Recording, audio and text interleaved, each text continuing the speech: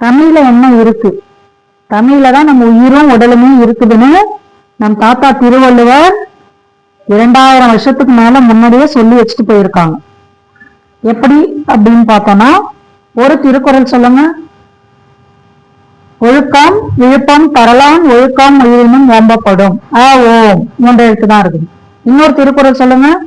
அகர முதல எழுத்தெல்லாம் ஆதி பகவான் முதற்றே உலகு. ஓம். எந்த திருக்குறள் எடுத்தாலும் ஓம் ஓம். இது எங்க இருக்குது? நம்முடைய மனித உடம்புக்குள்ளதான் இருக்குது. நீதாயா கடவுள் அப்படின்னு சொல்லி வச்சுட்டு போயிருக்கிறாங்க.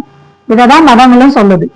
அஸ்ஸலாம் அலைக்கும் ஓம் தான் இருக்குது. அல்லேலூயா ஆமீன் ஓம் அப்படிதான் இருக்குது. ஓம் எல்லாமே ஓம் ஓம் என்ற மந்திரத்தை தான் சாமின்னு வழிபடுறோம். அந்த சாமி வேற யாரும் இல்லை, நாம தான். இதற்கு மேல உங்களுக்கு விளக்கம் சொல்ல யாராலையும் முடியாதுங்க. தெளிவா சொல்லிட்டேன். ஓம் எங்க இருக்குது? நம்ம உடம்புக்குள்ளதான் இருக்குது. இதை இனித்தாதான் பேச முடியும். தமிழ் எழுத்துக்கள் இல்லைன்னா தமிழர்களால பேச முடியாது. அது உயிரையும் உடலையும் இணைக்குது. நம்ம குழந்தையா மாறி தமிழ் படிக்கணும், அவ்வளவுதான், வேற ஒண்ணும் இல்லை. தன்னகரனா குழந்தையில தாத்தா, குழந்தையில தான் தெளிவா படிச்சிருப்போம். வளர வளரதான் நாக்கும் பல்லும் சரியான உச்சரிப்பை இழந்துடுது. தாத்தானா ஒண்ணுமே இல்ல, நாக்கு மேல் பல்லுக்கு அடியில வச்சு சொல்லணும், அவ்வளவுதான். தாத்தா. அந்த உதடு பாருங்க, நாக்கு வெளியே வந்திருக்குதா? வரவே கூடாது.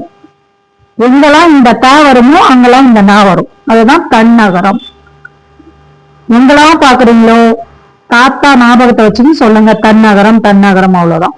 த தா தி தி து து தே தே தை தோ தோ தௌ ந நா நி நி நு நு நி நி நை நோ நோ நௌ.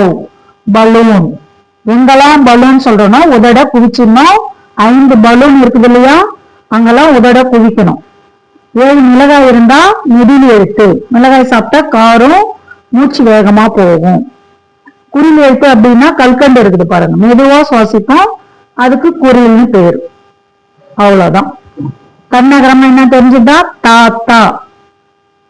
குழந்தைங்க மாறிடுங்க, அப்ப தன்னகரம் வந்துடும். தாத்தா சொல்லு அப்படின்னா தன்னகரம். 24 எழுத்துக்கள் நம்ம இப்போ படிச்சுட்டோம். 1.25 நிமிஷம் சுவாசிச்சாச்சு. நம்ம உடம்புக்குள்ள எப்ப இந்த உண்மையை உணர்றோமோ அது வரைக்கும் இந்த தமிழை பத்தி நமக்கு மிக தெளிவான புரிதல் இருக்காது. அது நம்ம உடம்புக்குள்ளதான் இருக்குதுன்னு உணர்ற வரைக்கும் தமிழ் படிச்சுட்டே இருங்க. வேற எங்கேயும் இல்ல, நாம தான் அந்த கடவுள்.